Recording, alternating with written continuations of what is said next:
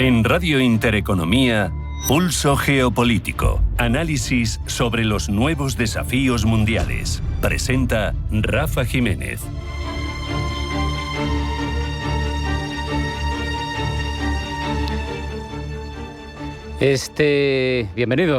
Bienvenidos a Pulso Geopolítico. Este fin de semana ha muerto Jürgen Habermas. Con él desaparece uno de los últimos grandes pensadores europeos. Intentó comprender con paciencia y con rigor la arquitectura moral y política de las sociedades contemporáneas.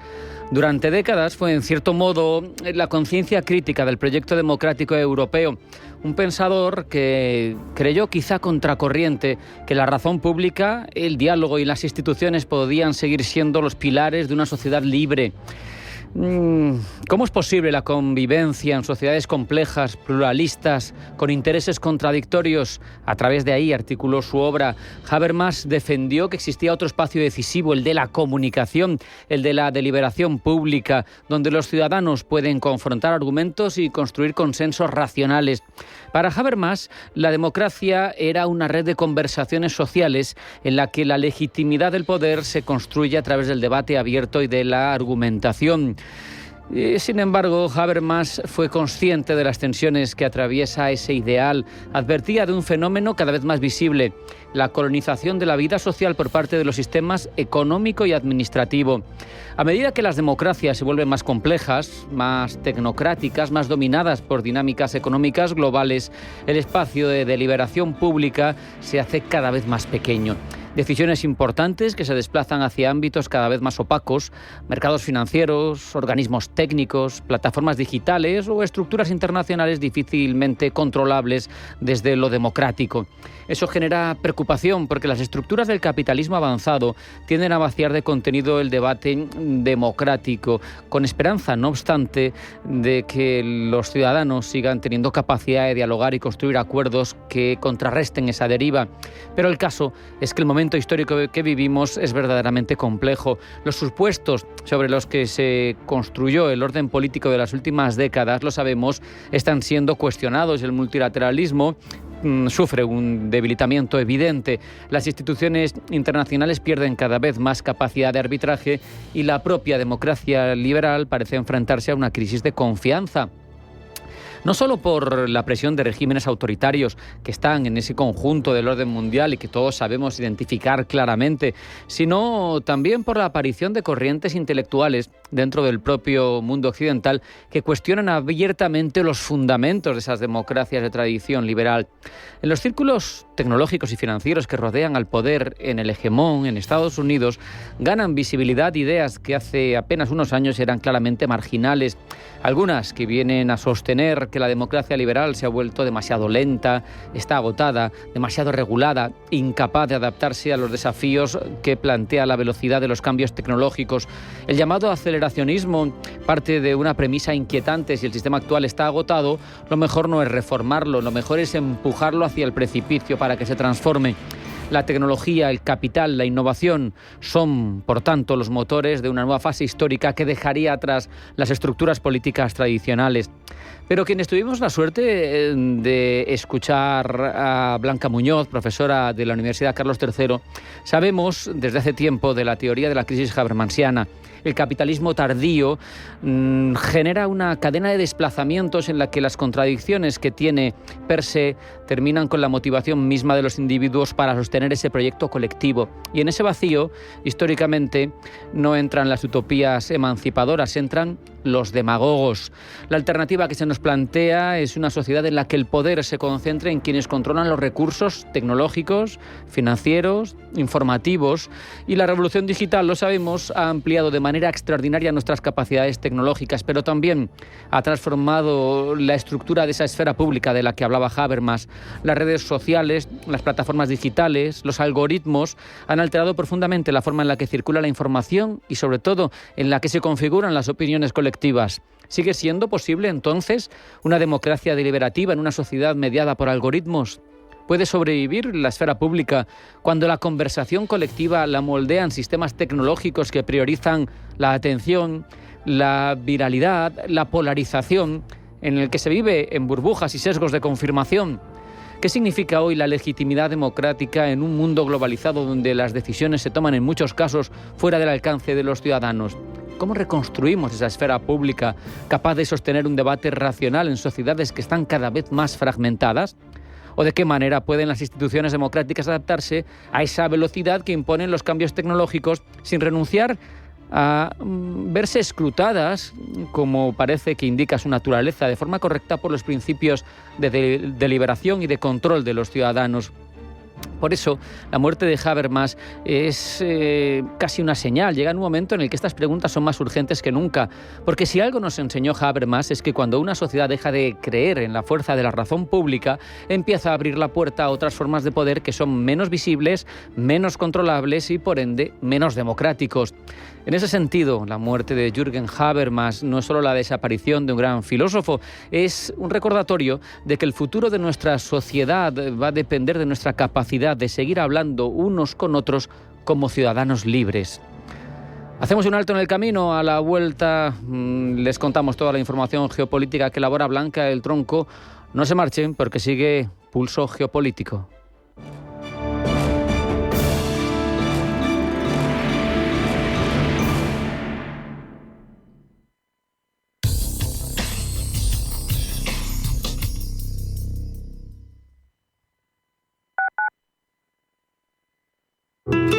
Un acontecimiento histórico en la Plaza de Toros de Las Ventas. Borja Jiménez lidiará 6 toros en solitario el 7 de junio en la Plaza de Toros de Las Ventas. Será la corrida in memoriam de Sánchez Mejías. Compra ya tus entradas en las-ventas.com. Los nuevos conceptos energéticos son ya un presente. Por ello, en Radio Intereconomía nos sumamos cada semana a I Más Verde, un programa sostenible y eficiente, productivo e innovador en el que analizamos etiquetas tan conocidas como eco, cero, bajas emisiones, descarbonización o renovables. Recíclate cada martes de 10 a 11 de la noche en Radio Intereconomía con José Luis Pichardo y descubre el futuro más verde. ¿Único se escribe con H o sin H? ¿Único sin H? Bueno, a no ser que hablemos del Tucson, líder en ventas durante 5 años, entonces es con H de Hyundai. Conduce un Hyundai Tucson edición especial Black Line con 5 años de mantenimiento desde 150 € al mes. Financiando con Banco CTLM hasta el 31 de marzo. Consulta condiciones en Hyundai.es. ¿Quieres saber más acerca del hidrógeno? H2 Intereconomía te cuenta las últimas novedades, avances tecnológicos y entrevistas de interés sobre este medio energético. Los martes, de 11:30 a 12 de la mañana, H2 Intereconomía, presentado por Rubén Gil, tu espacio semanal sobre el hidrógeno. Porque en Radio Intereconomía apostamos por el sector energético y la energía limpia. Somos aquello que siempre quisiste ser. Creamos aquello que siempre quisiste tener. Las reglas del juego han cambiado. Somos traders. Operamos. Black Bear Broker. El broker de los traders.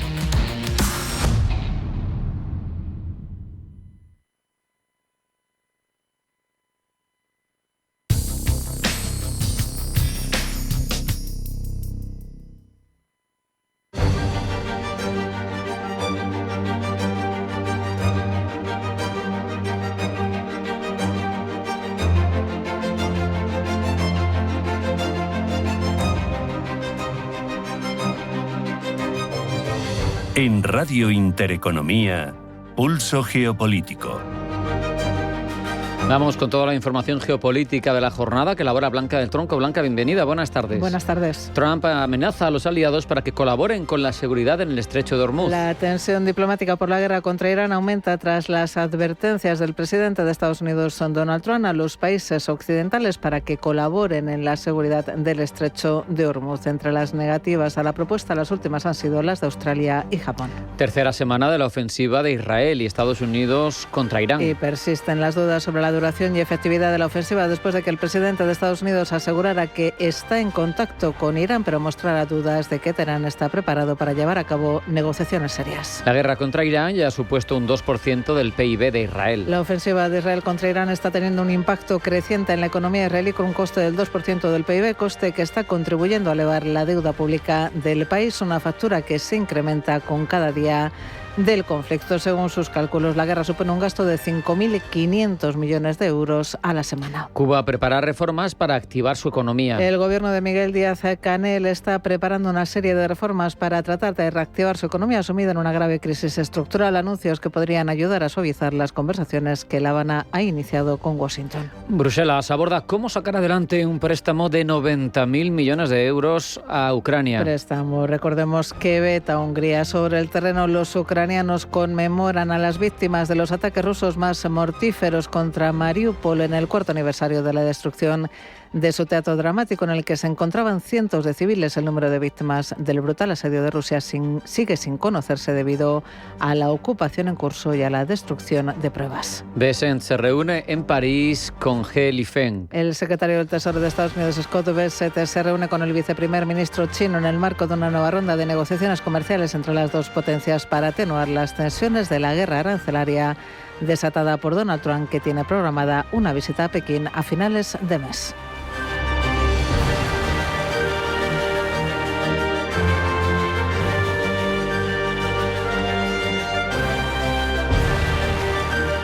En Radio Intereconomía, Pulso Geopolítico. Presenta Rafa Jiménez. Y profundizamos ya en todas las informaciones clave de esa geopolítica blanca. En las últimas horas, el presidente de Estados Unidos, Donald Trump, ha endurecido su discurso respecto al bloqueo en el Estrecho de Hormuz.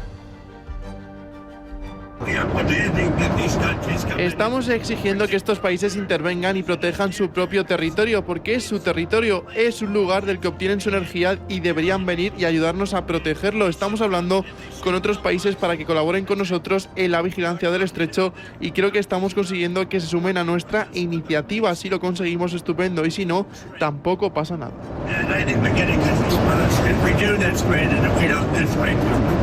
Trump pide colaboración y avisa: la OTAN podría tener un futuro muy malo si los aliados, dicen, no ayudan a garantizar el tráfico marítimo por el estrecho de Hormuz. Estrecho, recordemos, clave porque aproximadamente una quinta parte del petróleo mundial pasa por ese punto, lo que lo convierte en una de las rutas energéticas más importantes del planeta. El presidente estadounidense ya ha puesto sobre la mesa sus demandas concretas a los países occidentales, incluso a China. Está hablando con 7 para crear una fuerza multinacional que patrulle la zona. A ellos les ha pedido que desplieguen barcos militares para escoltar petroleros y mantener el estrecho abierto y seguro, y la utilización de minadores, defensa aérea y fuerzas navales para neutralizar posibles amenazas iraníes. Entre los países a los que estaría presionando están Francia, Japón, Corea del Sur, China y Reino Unido. Francia ha confirmado que no enviará sus buques de guerra, mientras que Reino Unido, while taking the necessary action to defend ourselves and our allies, seguirá protegiendo a sus ciudadanos en Oriente Medio, pero no se verá arrastrado, ha dicho Keir Starmer, a una guerra más amplia. Según ha explicado el premier británico, el Reino Unido está trabajando para lograr una resolución rápida que devuelva la seguridad y la estabilidad a la región y detenga la amenaza iraní a sus vecinos. Y ha hecho hincapié en que el estrecho de Hormuz debe reabrirse para garantizar la estabilidad en el mercado petrolero. En este sentido, dice Starmer, Reino Unido estará cooperando con sus socios en la búsqueda de soluciones. También Alemania se descarta unirse a la guerra contra Irán. La situación, dice su ministro de Asuntos Exteriores, no ha cambiado en absoluto desde ayer por la noche. Tampoco veo que la OTAN haya tomado ninguna decisión en este sentido, ni que pueda asumir la responsabilidad del estrecho de Hormuz. Si fuera así, los órganos de la OTAN se ocuparían del asunto. En consecuencia, discutiremos este tema hoy aquí y, por supuesto, todos tenemos interés en garantizar la libertad de navegación. Nuestro país, dice Álvarez, por su parte, también tiene clara su postura. La posición de España es muy clara y de la política exterior española. Y Europa tiene también que hablar con esa voz. Tiene que ser la de la desescalada, la del diálogo y la diplomacia, la de la vuelta a la mesa de negociación. La solución puramente militar nunca trae democracia, ni estabilidad, ni prosperidad económica. Esa es la posición que tiene que tener la Unión Europea y, desde luego, esa es la posición de la política exterior de España. Palabras de Álvarez a su llegada a la reunión de ministros de Exteriores de los 27 en Bruselas, que discutirán precisamente qué se puede hacer para abrir el estrecho de Hormuz. La jefa de la diplomacia comunitaria. During the weekend, I also had talks with UN Security. UN Secretary General. Plantea establecer una misión europea, incluso una organizada por Naciones Unidas, para mantener abierto el estrecho de Hormuz, bloqueado en estos momentos por Irán en respuesta a los ataques de Estados Unidos e Israel. De momento, como vemos, prácticamente ningún aliado importante ha dicho un sí claro a la petición de Donald Trump para enviar buques y formar una coalición militar que garantice el tráfico por el estrecho de Hormuz. El presidente estadounidense ya ha insinuado que no sería nada bueno para los aliados su negativa a colaborar en este asunto. Gemma González. El presidente de Estados Unidos, Donald Trump, tiene varias herramientas de presión políticas, militares y económicas que podría usar frente a sus aliados si no colaboran en la crisis del estrecho de Hormuz. Trump ya ha advertido de que la OTAN podría tener un futuro muy malo si los socios no se implican más. Esa presión podría traducirse en varias medidas. Por ejemplo, exigir a los aliados un mayor gasto militar, reducir el compromiso militar de Estados Unidos en Europa o incluso condicionar el apoyo de Washington dentro de la propia alianza.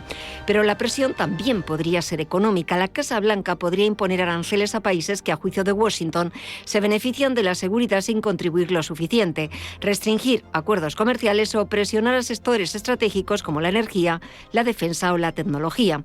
Otra opción sería actuar país por país, es decir, abrir conversaciones directas con gobiernos especialmente dependientes del petróleo del Golfo o incluso amenazar con reducir la cooperación en defensa. En cualquier caso, la Alianza Atlántica no está obligada a ayudar a Estados Unidos en la situación actual. La obligación solo existiría si se activara el artículo 5 del Tratado del Atlántico Norte, la cláusula de defensa colectiva. Para que esto ocurra, debe producirse un ataque armado contra un país aliado.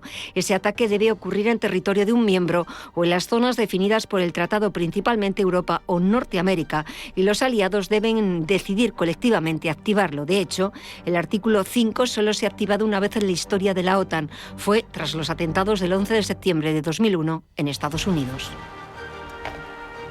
Aquí en nuestro país, el Gobierno celebrará una reunión extraordinaria del Consejo de Ministros el viernes para aprobar un paquete de medidas que amortigüen el impacto de la guerra de Irán en los ciudadanos. Carlos Cuerpo, ministro de Economía. Tenemos ya la lección de las medidas que pusimos en marcha en el caso de Ucrania. Queremos el mayor consenso posible. Eso es lo que nos lleva a hacerlo con el rigor y la responsabilidad necesarios y, como he dicho, con esta previsión de tenerlas esta misma semana. Las medidas no se conocerán hasta el viernes, aunque las principales líneas de actuación ya se conocen. El plan incluirá medidas fiscales y regulatorias para frenar el encarecimiento de la electricidad y los combustibles. El objetivo es evitar que la subida del petróleo se traslade directamente a hogares y empresas. El Ejecutivo estudia distintas fórmulas para abaratar la energía, aunque no prevé repetir la bonificación general de los carburantes que se aplicó tras la guerra de Ucrania. Habla apoyo específico a sectores especialmente afectados por el precio del gasóleo, entre ellos el transporte por carretera, los agricultores y ganaderos y la pesca, sector que se ha reunido este lunes con el ministro Luis Planas. Javier Fatas, portavoz de COAC. ¿Qué le vamos a pedir al ministro? Pues le vamos a pedir lo primero, que ya se lo pedimos a la Comisión Nacional de Mercados y Competencia, que actuara de oficio, que pusiera al Gobierno también todos los mecanismos de observación de estos mercados para que eso, para intentar frenar esa especulación en un primer momento. No sacamos nada con que después haya denuncias o incluso multas, como ha habido otras veces a estas empresas, si de momento no conseguimos frenar. El objetivo es evitar que el encarecimiento del combustible se traslade a los precios de los alimentos y al transporte de mercancías. Y en medio del conflicto en Oriente Medio, Estados Unidos y China preparan la próxima reunión prevista para finales de marzo entre el presidente Donald Trump y el líder chino Xi Jinping. En este contexto, el secretario del Tesoro estadounidense Scott Bessent se ha reunido hoy en París con el viceprimer ministro chino. Tras este encuentro, Bessent ha descrito las reuniones comerciales con China como muy buenas y la relación con el gigante asiático como estable. Según Bessett, las discusiones han cubierto un nuevo régimen arancelario. En este sentido, el secretario del Tesoro estadounidense ha asegurado que Estados Unidos no quiere desacoplarse de China, sino que busca un cambio estratégico. Con respecto a un posible encuentro entre el presidente Trump y el presidente chino Xi, Bessett asegura que queda por ver si la visita tendrá lugar según lo programado, aunque dice cualquier retraso no será debido a la situación en el estrecho de Hormuz, sino a cuestiones logísticas. El secretario del Tesoro también ha hecho referencia a la petición de Trump a China para que el gigante asiático colabore en la seguridad del estrecho de Hormuz. No nos corresponde a nosotros, ha dicho, sino a China. Realmente estamos ayudando a China y otros países porque obtienen, dice Bessett, gran parte de su energía del estrecho. Por el momento, la respuesta oficial de China a la petición de ayuda de Donald Trump respecto al estrecho de Hormuz ha sido mesurada y diplomática, sin un compromiso explícito de participar en una coalición militar. Asegura, eso sí, Pekín, que las comunicaciones con Estados Unidos siguen abiertas y que la diplomacia entre líderes es clave para abordar la crisis. Si miramos ya a Cuba, allí los apagones siguen paralizando la actividad de las calles mientras aumenta la represión contra periodistas independientes y manifestantes hartos del declive del país. Entre tanto, Washington y La Habana están negociando al margen del escrutinio público. Donald Trump ha amenazado con que si no llegan a un acuerdo, la Casa Blanca hará lo que tenga que hacer. Pablo Llanoné. Ultimátum del presidente estadounidense que recuerda a locuciones similares que ya hizo con Irán y Venezuela antes de descabezar ambos regímenes. Cuba también quiere llegar a un acuerdo y creo que muy pronto habrá un acuerdo, lo que sea que tengamos que hacer. Tenemos a mucha gente estupenda que vota a Trump, hay mucha gente estupenda de Cuba que fue expulsada del país de forma violenta y asesinada, y por eso estamos hablando con Cuba. Sí que lo estamos haciendo. Estas declaraciones llegan 3 días después de que el líder cubano Miguel Díaz-Canel reconociese la existencia de estas conversaciones y asegurase la disposición de su gobierno a colaborar en busca de soluciones. Funcionarios cubanos sostuvieron recientemente conversaciones con representantes del gobierno de los Estados Unidos para buscar por la vía del diálogo la posible solución a las diferencias bilaterales que existen. Las negociaciones forman parte de un progresivo acercamiento entre ambos países. Canel hizo saber al pueblo cubano que el FBI viajaría a la isla para investigar la muerte de los 5 tripulantes de una lancha estadounidense.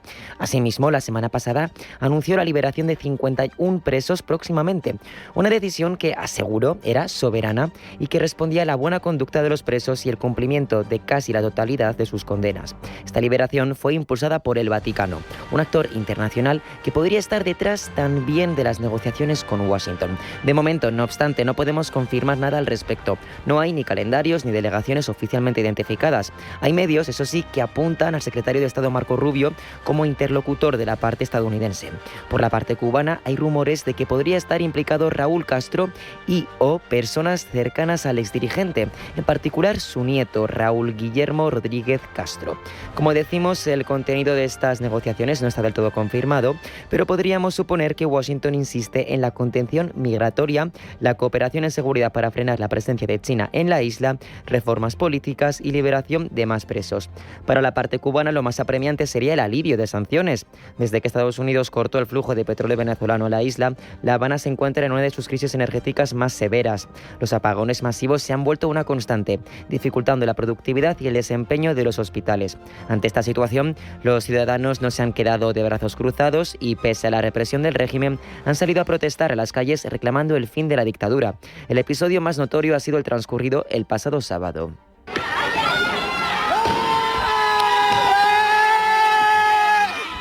Cuando un grupo de jóvenes irrumpieron en la sede del Partido Comunista, sacaron muebles, papeles y retratos de autoridades y los quemaron todos en una fogata en la calle, un hecho inédito en 67 años de revolución.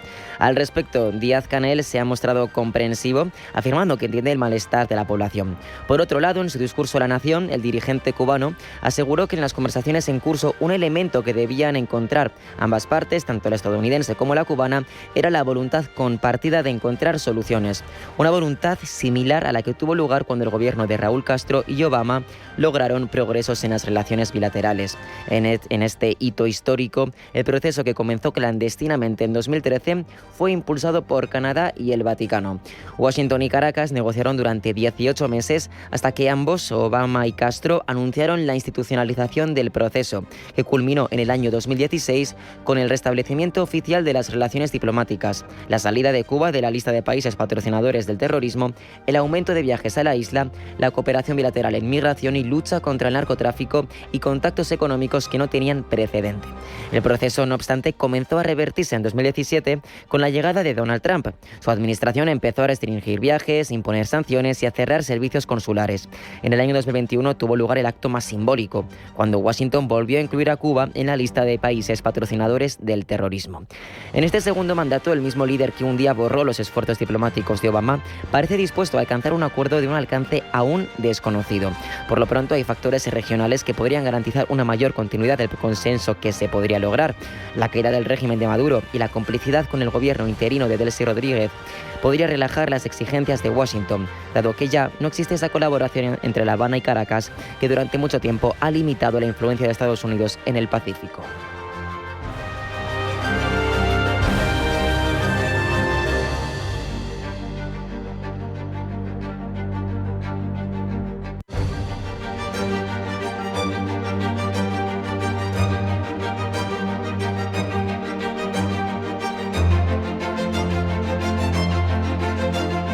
En Radio Intereconomía, Pulso Geopolítico.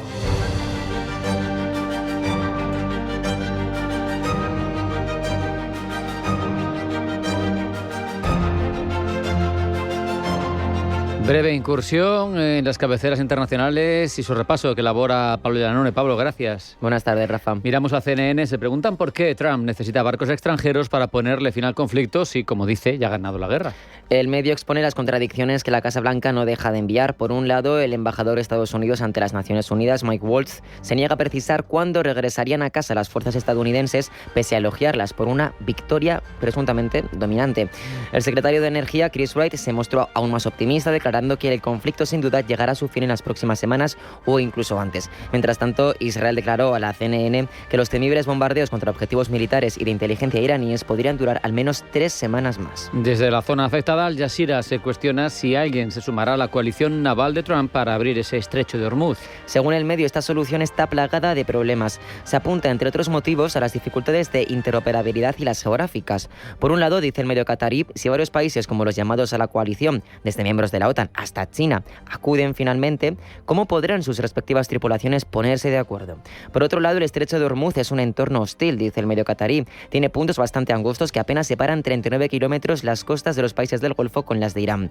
Los misiles iraníes o las minas podrían dañar buques o destruirlos y provocar una escalada del conflicto, sumando, dice el medio catarí, a más países a la guerra. Cambiamos el foco internacional porque está puesto en torno a la figura del nuevo líder supremo, Mojtaba Khamenei. Para muchos medios, como Fox News, Pablo, está muerto, desfigurado o en coma. Otros se dedican a cuestionar su legitimidad como nuevo líder supremo. Es el caso de Arab News. El medio saudí nos pone en antecedentes de la historia de sucesión chiita para comprender por qué Mojtaba Khamenei no habría sido elegido líder en situaciones de menor urgencia. A lo largo de la historia chiita, dice el medio, cuando un líder religioso fallecía, sus hijos no asumían inmediatamente la autoridad, incluso cuando poseían las cualificaciones necesarias. En el caso de Mojtaba, el medio afirma que no posee suficiente experiencia ni formación para asumir el rol de máxima autoridad religiosa. En el contexto actual, no obstante, la Asamblea de Expertos se ha dejado llevar por el argumento de la legitimidad de sangre para nombrar un sucesor inmediato y enfatizar que la revolución continuará por el camino de su anterior líder. Terminamos este repaso con The Kyiv Independent, que mira el Día Nacional de Hungría, marcado según el medio por la división en torno al futuro. Y es que cientos de miles de personas han llenado las calles de Budapest en un momento definido por las próximas elecciones parlamentarias que tendrán lugar en 4 semanas. Hay que recordar que el principal rival de Orbán, Peter Magyar, también estuvo en las calles de Budapest, puso el foco en la importancia de las elecciones, análogas a un referéndum, dice, en torno al futuro interno de Hungría y su rumbo democrático.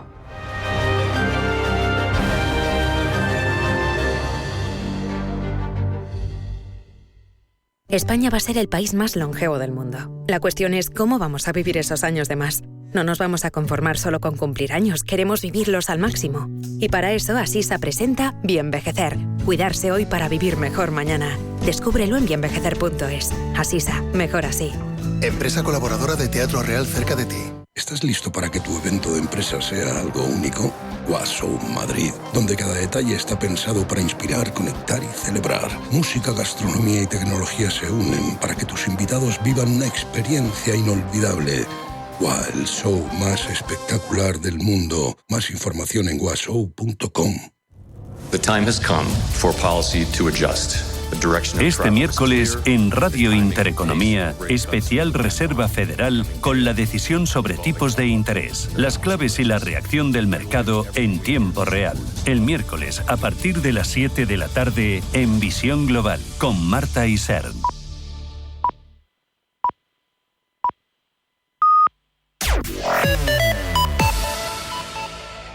Wall Street arranca la tercera semana de la guerra en Oriente Medio con avances tras la corrección del precio del petróleo ante la esperanza de que vuelva a transitar más crudo por el estrecho de Hormuz mientras continúan las conversaciones para garantizar la seguridad en esta vía marítima estratégica. El secretario del Tesoro estadounidense, Scott Bessent, dice que el barril caerá muy por debajo de los $80 en cuestión de meses. Ahora tenemos ese barril West Texas en Nueva York corrigiendo un 3,39% hasta los $95,5. La atención también se centra en la reunión de la Reserva Federal, también del Banco Central Europeo, del Banco de Japón y del Banco de Inglaterra. La Fed probablemente va a mantener sin cambios los tipos en su reunión de esta semana mientras se evalúa el impacto de la guerra.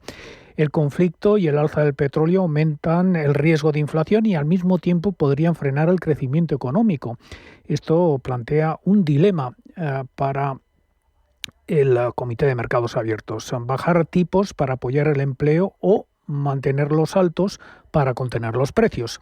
Algunos funcionarios consideran que el impacto del petróleo podría ser temporal, aunque va a depender de la duración del conflicto y de si las presiones inflacionistas se extienden a la economía. Mientras tanto, datos laborales débiles también influyen en el debate interno del Banco Central. Hemos conocido un dato macro que es la producción industrial que sube en febrero un 0,2%. En el frente empresarial, hoy los inversores estarán muy pendientes de Nvidia, que inicia hoy su conferencia GTC 2026 con la promesa de revolucionar la industria de la inteligencia artificial. Así con todo, tenemos a esta hora el Standard & Poor's 500 subiendo un 0,92% hasta los 6.692 puntos. El tecnológico Nasdaq 100 ya se anota un rebote superior al punto porcentual hasta los 24.656 puntos y el Dow Jones Industriales un 0,79% arriba hasta 46.920 puntos.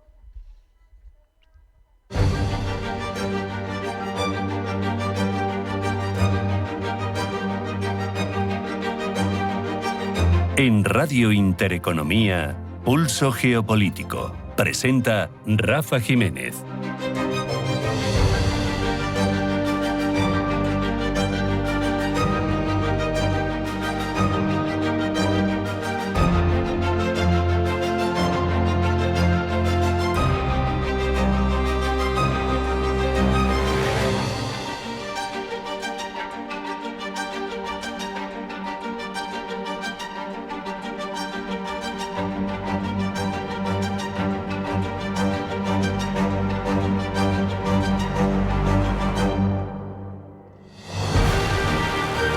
En un mundo cada vez más tensionado por distintas cuestiones geopolíticas, la geopolítica de los recursos es todavía más relevante. La tenemos muy en mente respecto de los recursos energéticos, pero el agua se perfila como uno de los factores estratégicos más determinantes del siglo XXI. y hay muchos problemas, muchos litigios, muchas cuitas en marcha, además en zonas especialmente calientes del orbe, y el control del agua condiciona equilibrio, rivalidades históricas. Lo tratamos ya con Miguel Ángel Melián, analista internacional y consultor de asuntos públicos. Miguel Ángel, bienvenido, buenas tardes. Muy buenas tardes, Rafa, como siempre, un verdadero gusto, así que muchísimas gracias por la invitación. No sé si es muy osado decir que, aunque siga pesando ahora, pero el petróleo fue quien marcó la geopolítica del 20 y que el agua, sobre todo en la segunda mitad, puede marcar la del 21. ¿Lo ves así? Totalmente de acuerdo con la afirmación que estás comentando ahora mismo, Rafa. El agua, sin duda alguna, es el recurso natural que más cruza las fronteras a nivel mundial. Estamos hablando de que más de 150 países comparten ríos con otros estados y solamente un 28% de esos 153 países tienen un método de control efectivo, es decir, un acuerdo de cooperación con el estado que lo comparten. En este sentido, también nos encontramos un mundo bastante fragmentado en cuanto a la disposición del agua, por lo tanto, ese desequilibrio que también comentabas en la introducción afecta a los equilibrios regionales de poder y el control del agua es esencialmente fundamental para comprender la deriva geopolítica de este siglo XXI, así como su control. Fíjate, no sé si es causa o consecuencia, pero muchos grandes focos de tensión global coinciden con cuencas hidrográficas compartidas por varios países, ¿verdad? Exactamente, estamos hablando de que principales conflictos internacionales que podemos observar actualmente, podemos algunos ejemplos, desde el río Nilo, en lo que destaca el conflicto entre Egipto, Etiopía y Sudán. El control por el río Nilo es absolutamente fundamental. Se habla de que es el único conflicto a nivel mundial que puede ser causante de un conflicto interestatal e incluso regional, por lo tanto lo tenemos que tener en cuenta, sobre todo los intereses de estos tres países para el control del caudal del Nilo. Un dato, Rafa, Egipto depende el 90% del caudal de este río para su abastecimiento y su consumo, por lo tanto, para su desarrollo y su evolución, y en términos últimos para su supervivencia y su seguridad. También tenemos que tener en cuenta otros focos, como puede ser el río Indo, entre India y Pakistán, que ya vimos el año pasado también cómo las tensiones volvían a ser protagonistas entre estos dos países, e India actuaba inmediatamente suspendiendo el Tratado del Indo de 1960, que se dice que es el acuerdo en cuanto al agua más importante a nivel mundial. Y luego otros escenarios también, Rafa, que por supuesto son importantísimos en términos geopolíticos, como puede ser el Himalaya y los 4 ríos que descienden principalmente del Tíbet y que implican a países como China, India, Bangladesh, y luego el río Mekong también, el Éufrates y el Tigris con Turquía, Siria e Irak. Es decir, y si lo trasladamos a la actualidad máxima geopolítica, Rafa, Oriente Medio, los países del Golfo Pérsico dependen hasta un 90% de la desalinización de las aguas de los mares circundantes porque no tienen acceso a agua dulce. Por lo tanto, tenemos un mapa geopolítico global bastante fragmentado. Total, la misma presencia de Israel en los altos del Golán, que siempre se pide que se retraiga de esas posiciones, no lo va a hacer nunca porque el agua de la zona está ahí. Entonces, evidentemente, no los va a dejar, la verdad. Por concretar, son muchísimos temas y muy interesantes y no vamos a tener tiempo, pero por concretar alguno de ellos, me resulta llamativo sobre todo el poder geoestratégico que le da a China ese control de la cabecera de grandes ríos en el entorno del Himalaya, porque además no le arredran grandes estructuras que condicionan a su vez lo que pase aguas abajo, ¿no? No le importa hacer grandes presas, lo hizo en las Tres Gargantas, que es otra zona de China, pero hay varios proyectos en toda la zona que podría pues privar al final de ese caudal de agua a India, o podría jugar con ello como elemento de poder, ¿no? Eso es una ventaja estratégica tremenda de China frente a India u otros estados del sudeste asiático. Por supuesto, estamos hablando de que China actualmente también lidera, Rafa, todos los procesos de innovación en torno a la construcción de presas hidráulicas más eficientes y con más capacidad del mundo. Por lo tanto, China es bastante consciente dentro de su estrategia de seguridad nacional y de cómo proyecta ese poder a los estados vecinos en su forma de actuar y planificar. Por ejemplo, todo lo que rodea el conflicto del Tíbet también con la India, Rafa, está el tema del agua como asunto protagonista, porque tenemos que tener en cuenta que aparte de todos los ríos que surgen del Himalaya y posteriormente del altiplano del Tíbet, desembocan y son capaces de pronunciarse y pasar por diferentes estados. Nombrabas a India, por supuesto, y también tenemos que tener en consideración todos los conflictos que hay alrededor del río Mekong, que pasa por países como Vietnam, Laos, Myanmar, es decir, una cantidad de estados que también buscan asegurarse su consumo y reducir, sobre todo los términos, como se conoce a nivel internacional, el estrés hídrico que sufren las poblaciones. Y Rafa, estamos hablando de un recurso que es fundamental para las infraestructuras, para la agricultura, para la estabilidad económica y política de un país, por lo tanto, de esa supervivencia social. Es decir, es fundamental tenerlo en cuenta en todo lo que estamos mencionando. No sé si es demasiado tangente, pero igual también podemos incluir dentro de esta deriva interesante en el ámbito geopolítico la lucha por Groenlandia, donde sabemos que hay un interés de posicionamiento de bases y de que sirva de escudo previo a posibles ataques chinos o rusos. Sabemos también la derivada de las tierras raras, pero también puede estar la del agua dulce. Exactamente, se estima que Groenlandia posee casi un 10% de las reservas de agua dulce del mundo y estamos en un momento crítico para Estados Unidos en cuanto a la producción o el consumo o la extracción también de agua, dependiendo el término como lo queramos emplear, de agua dulce para su territorio. Esencialmente, el principal tratado que tiene Estados Unidos para este asunto es con México, el Tratado de Aguas de 1944, y actualmente nos encontramos en un punto bastante caliente, ¿no?, y tenso entre México y Estados Unidos, donde México está incumpliendo parte del acuerdo de proporcionar parte del caudal del río Colorado a Estados Unidos, y por tanto Estados Unidos está buscando también otras formas de aprovisionarse de este recurso, y sobre todo en un contexto, Rafa, donde el consumo de agua está cada vez subiendo, tiene una tendencia alcista. Los recursos hídricos son cada vez menores y, por supuesto, que necesitan controlar todas las fuentes posibles. Y en este sentido, Groenlandia, como bien indicas, aunque sea un asunto tapado, ¿no?, del análisis internacional, como estamos mencionando, que adquieren otros factores más protagonismo, pero el agua también se encuentra dentro de este punto de mira estadounidense cuando hablamos de Groenlandia. Hablabas, Miguel Ángel, de tratados que tienen suscrito, aunque suspendido circunstancialmente, India y Pakistán, el del Indo, pero también hablabas, más antiguo todavía, si no me equivoco, si te he escuchado bien, el de Estados Unidos y México. Yo te pregunto, en un mundo en el que lo multilateral está en regresión por la dinámica de sus principales potencias, ¿podemos confiar en mecanismos internacionales eficaces para poner coto a estos conflictos o vamos a seguir dependiendo de cuestiones más transaccionales, acuerdos bilaterales muy condicionados por liderazgos?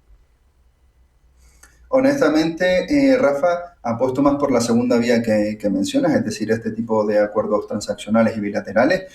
Los esfuerzos que se llevan haciendo estas décadas recientes en torno al control del agua, estamos hablando de que no se muestran lo suficientemente eficaces para tratar este tipo de asuntos. Te pongo 3 puntos esenciales, Rafa. El primero de ellos es que existen más de 460 acuíferos compartidos a nivel internacional, pero solo 6 de ellos se gestionan de forma eficaz y compartida. Por lo tanto, este primer punto ya nos demuestra, ¿no?, que la capacidad de acuerdo depende esencialmente de los dos estados, que vayan o más estados que compartan esas cuencas hidrográficas. Un segundo punto, Rafa, es que la historia nos está demostrando que los conflictos enfrentamientos en torno al control del agua cada vez son superiores. Estamos hablando que de 2020 en adelante hay un aumento de más del 27% de los conflictos en torno al agua. Y una tercera derivada, Rafa, es que el orden que estamos viendo actualmente a nivel internacional responde más a dinámicas transaccionales y realistas que a un entorno multilateral que venimos acostumbrados, desde mi punto de vista también bastante oportunista, ¿no?, dependiendo del contexto, pero que hemos estado viendo en décadas recientes. En tu opinión, toda la lucha, las discrepancias que vemos entre países, ¿pueden intensificar a partir del agua tensiones geopolíticas subyacentes o podemos llegar a ver a partir de ahora como factor desencadenante directo de los enfrentamientos el agua? Pues bien, el papel que tiene el agua en este tipo de marcos tan complejos, Rafa, lo podemos dividir también en otros 3 elementos. El primero, el agua puede actuar, como bien indicas, como ese factor desencadenante del conflicto. Un segundo elemento que puede ser empleado el agua como arma, es decir, controlar determinadas infraestructuras hidrográficas para, por ejemplo, inundar una zona o eliminar el suministro de agua y por lo tanto provocar sequías. Y un tercer punto que aquí es fundamental también tenerlo en cuenta como objetivo militar. Por tanto, yo creo que seguiremos viendo el empleo o el rol del agua clasificado en estos 3 puntos que te estoy mencionando, Rafa, porque es bastante flexible, ¿no? En términos negativos, por supuesto, el papel que puede condicionar este elemento tan importante dentro de la geopolítica. Y lo estamos viendo ahora, si me permite, Rafa, el apunte, con las amenazas iraníes de bombardear todas las desalinizadoras de los países del Golfo Pérsico. Claro, al final es una herramienta más de presión, sin duda. Para terminar, Miguel Ángel, siempre con la cautela obvia, siempre lo decimos, de no tener bolas de cristal, pero si nos circunscribimos a los puntos más calientes en este ámbito, que podrían ser el Nilo, el Indo, el Himalaya en general, Estados Unidos, México y quizá Irán, Turquía también, ¿cuál es de esos focos el que tú crees más cercano a que pudiera generar un conflicto por este motivo de geopolítica del agua?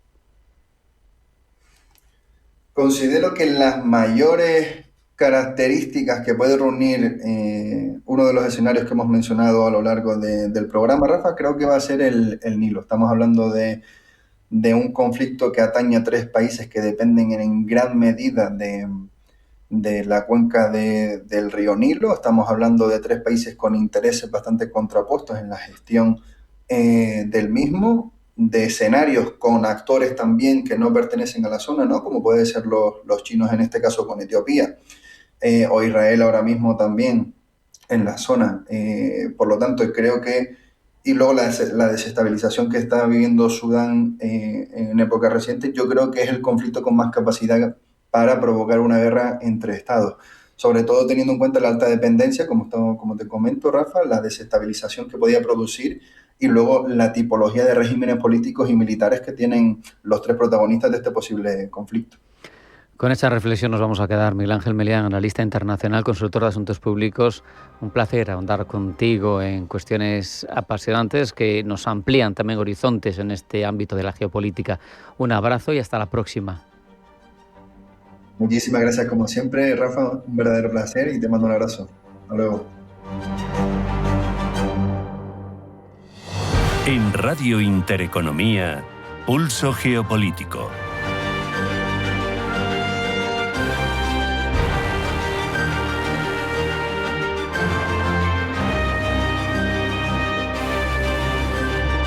Sabemos, por un lado, que la situación en el mundo en general es compleja, en Oriente Medio, Oriente Próximo todavía más, con lo que sucede en torno a Irán, Hormuz y el petróleo. Y también somos conscientes, porque se lo hemos contado, de que la Asamblea Popular Nacional de China ha cerrado recientemente su reunión anual y ha aprobado, entre otras cuestiones, su 15º plan quinquenal, la hoja de ruta económica de China para los próximos 5 años.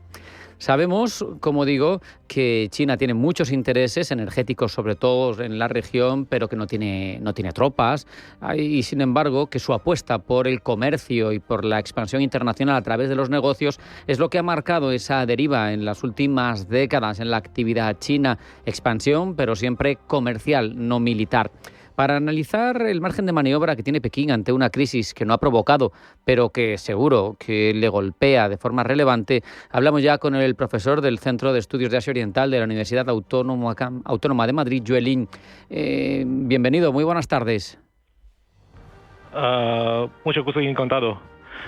Sí, muy buenas tardes. Te quería preguntar primero sobre las expectativas que tiene el crecimiento de China según el plan quinquenal, 4,5 al 5%. Yo te pregunto, ¿todo esto viene determinado también por el precio del petróleo? ¿Es realista el objetivo si el crudo se mantiene por encima de los $100?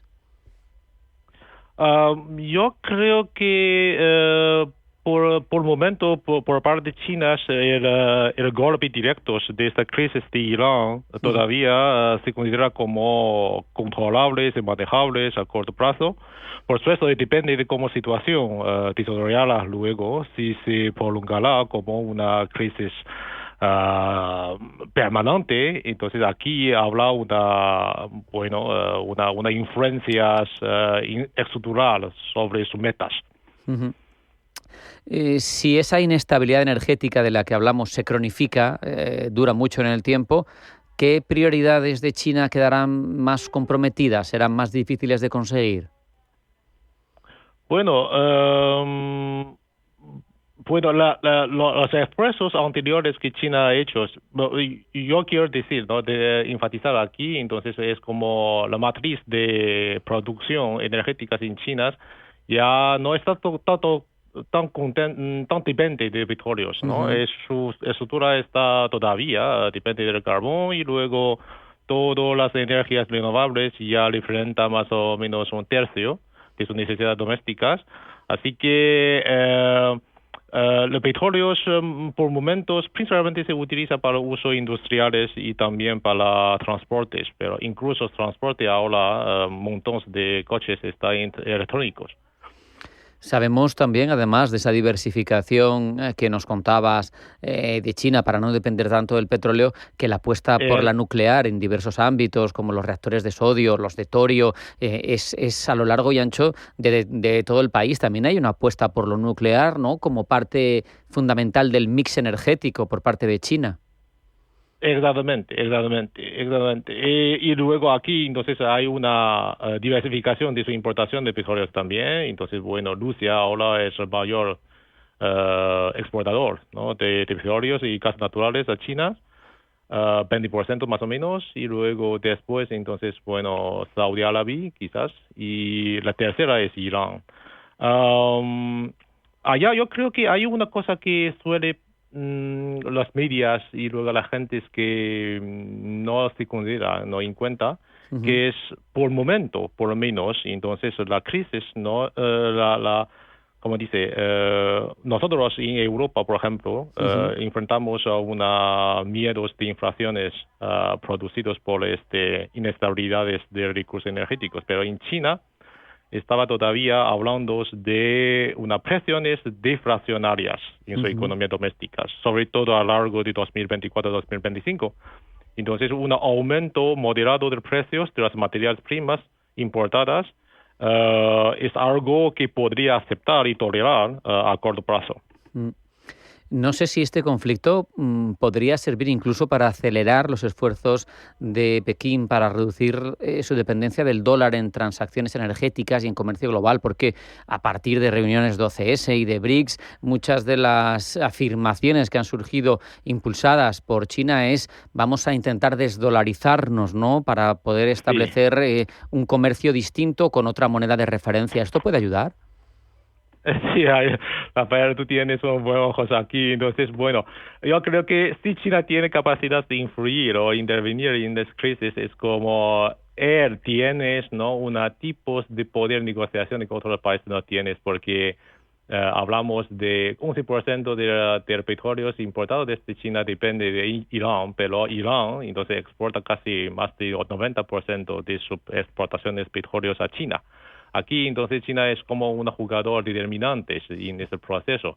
Esto le dará como voces más importantes, ¿no?, y como unos instrumentos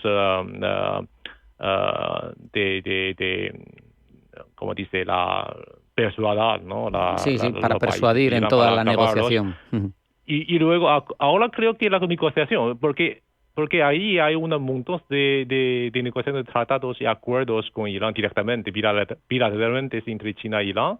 Y luego dentro de ellos, por supuesto, es asegurar o por lo menos permitir las naves de China sigue utilizando los estrechos Hormuz. Pero otra parte es como tú has mencionado antes. Entonces, para terminar o gestionar las transacciones, pero no es en dólares, sino en renminbi. Sabemos, lo estamos mencionando, que el estrecho de Hormuz es clave en general para las exportaciones de petróleo hacia Asia. Sabemos que una parte sigue funcionando. También sabemos que Trump ha apelado a Occidente, pero también a China, a que contribuyan a mantener abierto el estrecho de Hormuz. Sí. Yo no sé si China ejerce algún papel de mediador discreto en el conflicto, con un perfil bajo de silencio estratégico, o si realmente está alejada de todo el conflicto porque al final no tiene ejército ni nada en la zona. Sí, ese sábado, ¿no? Nos escuchamos estas exigencias emitidas por Trump para que otras potencias protejan, ¿no?, tráficos de armas, incluidos China. Incluso se ha mencionado una amenaza de prolongar su reunión con Xi Jinping en abril. Todo esto. Bueno, China, yo creo que primero, militarmente seguro que no. Aunque tiene una base en Djibouti, pero no tiene ni intereses, ¿no?, de alinearse públicamente con Estados Unidos o romper con Irán, o quiere asumir costes militares por una crisis que no ha creado. Pero por otro lado, yo creo que China tiene interés de asegurar, por supuesto, el tráfico de recursos energéticos a través de Irán. Y luego también sabemos que este canal estrecho también se utiliza para la exportación e importación de otras mercancías. Así que, según entonces varias informaciones, que China está ahora mismo presionando a Irán para que no cierre de todo Hormuz. Es decir, su papel no será como una intervención directa militar del Golfo, pero un actor que intenta evitar que el incendio desborde sus intereses. No sé si... Privados puede hacer de manera más discreta, negociando, pero esto es principalmente para sus propios intereses, yo creo. No es para como generalizar un tipo de protección generalizada a todas las naves de otros países. Por eso que hemos visto no solamente China, sino otros países también están negociando directamente con Irán. Yo creo que acaba de salir noticias sobre un acuerdo entre India y Irán también para sus tráfico de naves. No sé si iniciativas tan estratégicas para China como la Ruta de la Seda o Belt and Road pueden verse de alguna manera afectadas, al menos en lo que se refiere a la conectividad global, porque China viene desde hace tiempo, promoviendo el comercio internacional, el respeto a los tratados, y al final esto afecta sin duda al comercio internacional. Sí, ese ámbito es entonces estratégico, ¿no? Estratégico a largo plazo, por ejemplo. Entonces,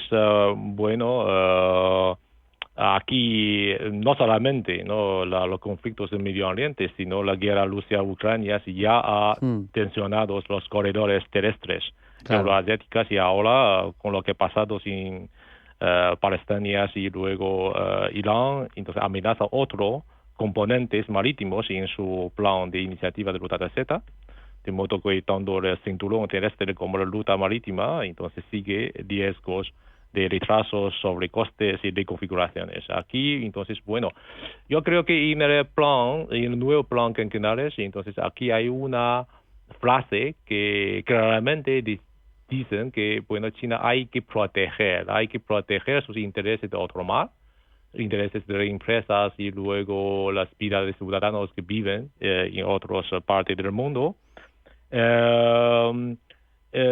A veces como pensamos sobre la escala de inversiones en Irán, porque Irán es también un núcleo de esta ruta marítima, y según el acuerdo de cooperación de 25 años, entonces había una promesa de inversiones chinas en Irán por hasta $400 mil millones. Pero en la práctica yo creo que la implementación de todo o la materialización de todas estas inversiones todavía están muy prudentes, y luego de la escala menor por momento. Pero este énfasis sobre protección de intereses de otro mar es un asunto interesante, porque esto choque directamente con su principio de diplomacia por muchos años, que es la no intervención en asuntos interiores, o como se queda un poco lejanos del problema del orden regionales fuera de Asia Oriental. Aquí entonces es una dimensión que merece la pena de seguir atenciones, ¿no? Y luego mirando cómo se desarrollará las medidas concretas. Claro, así lo haremos. Yue Lin, profesor de la Universidad Autónoma, muchas gracias, un abrazo y hasta la próxima. Gracias. Hasta aquí hemos llegado, no hay tiempo para más. Pulso Geopolítico, sean felices, hasta mañana.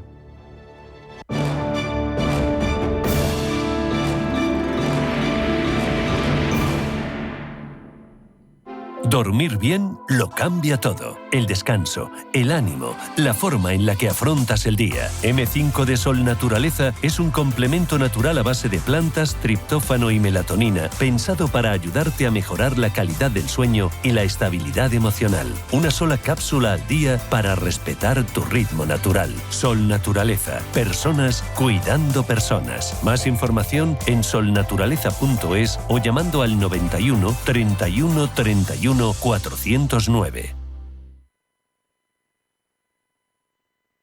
La Hora de Miguel Ángel es un programa dedicado a la salud y la prevención de enfermedades. Con un lenguaje claro y sencillo, te explica cómo llevar una vida saludable. La Hora de Miguel Ángel, todas las noches a las 12 en Radio Intereconomía.